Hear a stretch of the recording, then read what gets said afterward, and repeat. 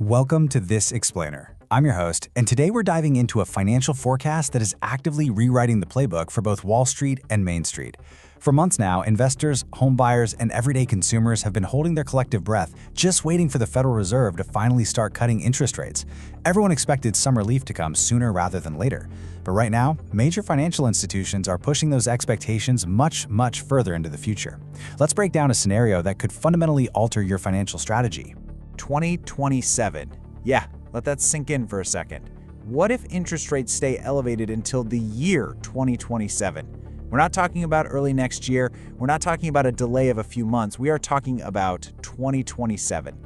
No rate cuts until 2027? I know, it sounds absolutely wild, but this exact scenario is actively being modeled at the highest levels of global finance right now. If this timeline holds, the ripple effects are massive. It changes the calculus for your personal savings, it changes the math on your mortgage, and it drastically alters the trajectory for major asset classes across the board. So here's the rundown for today's explainer. We're going to look at your wallet, gold, Bitcoin, and the stock market. Let's get right into it. Part 1. The 2027 rate shock. So why are rates staying so high? Wall Street was practically banking on swift, aggressive rate cuts, basically believing the Federal Reserve would rush in to rescue a cooling economy. But the data has completely defied those expectations. Here's what's actually keeping the Fed on pause. 1. The US economy remains surprisingly strong. 2. We're still seeing really solid job creation. 3. Consumer spending, it remains incredibly healthy. And 4. This is the real kicker, inflation is sticky. Sure, it's cooled down, but it hasn't completely disappeared. Add all that up and it makes it incredibly hard to justify slashing rates right now. Section 2. High rates and your wallet. Let's talk about the everyday impact. Look, while hedge funds are out there shuffling their multi-billion-dollar portfolios, everyday Americans are feeling the tangible effects of this right now. The reality is pretty unavoidable. When interest rates stay high, borrowing money simply costs more. It's that simple. Mortgages stretch your family budget a lot further. Car loans and credit card balances, those become much heavier burdens. Even business borrowing gets squeezed, which can eventually put a drag on broader economic growth. For the average American consumer, the baseline cost of living is just keeping a very high floor.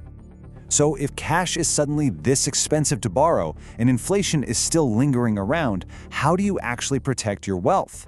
Which brings us to a really important question. What happens to gold? Section 3. Gold in a high-rate world. It's a safe haven, but it's under some serious pressure. Historically speaking, gold has been the ultimate safe haven asset. But operating in a high-rate world creates this intense pressure for investors. It's kind of like a financial tug of war. On one side, gold is incredibly stable, but it doesn't pay you any interest. On the other side, traditional bonds and savings accounts are suddenly offering really attractive high yields. Think about it. When you can earn a guaranteed return just by leaving your cash in a bank or buying a government bond, the demand for gold, which just sits there, naturally drops in the short term. The opportunity cost simply becomes too high. But investors are definitely not abandoning the precious metal. Actually, gold has survived centuries of rate hikes, and its remaining drivers are still incredibly potent.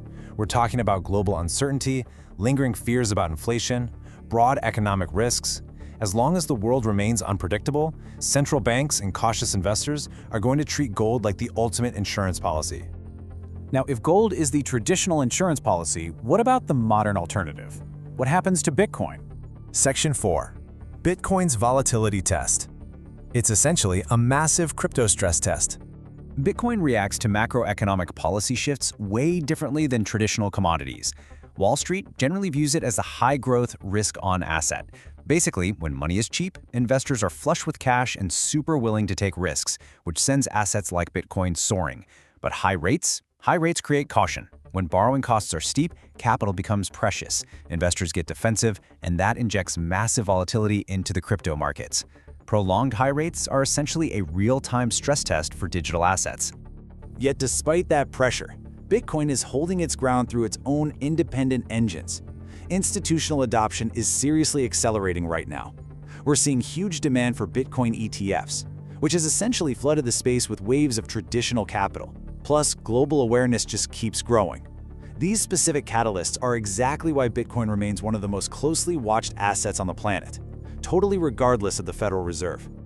All right, we've covered the traditional safe haven. We've looked at digital gold. But what about the absolute cornerstone of American wealth? What about the stock market? Section 5. The stock market squeeze. Let's look at the challenges ahead for equities. You know, for the last decade, the stock market was essentially fueled by cheap debt. Companies could borrow money for next to nothing, expand their operations rapidly, and just buy back their own stock. Well, a 2027 timeline for rate cuts completely rewrites that playbook. Higher borrowing costs mean reduced profits. It literally costs corporations more money just to service their existing debt, which eats right into the bottom line and naturally lowers investor enthusiasm.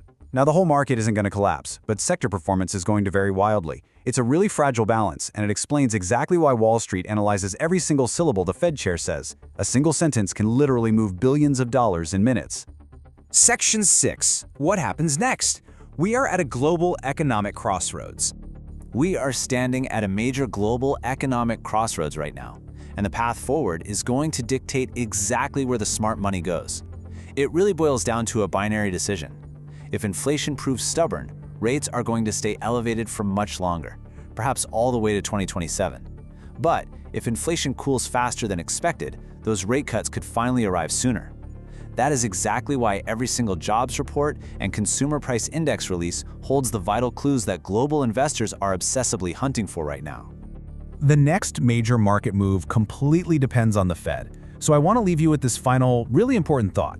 If the Federal Reserve actually keeps rates high until 2027, where are you putting your money today? Are you choosing the historic, proven safety of gold, the independent, high-growth potential of Bitcoin, or are you betting on the long-term resilience of the stock market?